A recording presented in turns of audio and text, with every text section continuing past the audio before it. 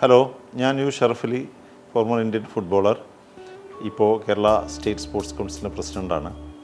June 23 നടക്കുന്ന Olympic ഡേയോടനുബന്ധിച്ചുള്ള Olympic റണ്ണിന് എല്ലാവിധ ആശംസകളും അർപ്പിക്കുകയാണ്.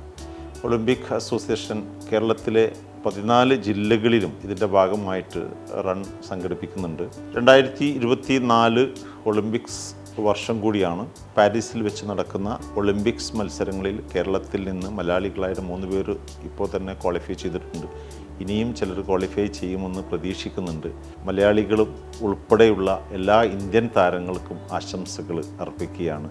ഒളിമ്പിക്സിൽ കഴിഞ്ഞ വർഷത്തെ പോലെ ഗോൾഡ് മെഡൽ ഉൾപ്പെടെയുള്ള മറ്റ് മെഡലുകളും നേടാൻ ഇന്ത്യൻ ടീമംഗങ്ങൾക്ക് സാധിക്കട്ടെ എന്ന് ആശംസിക്കുകയാണ്.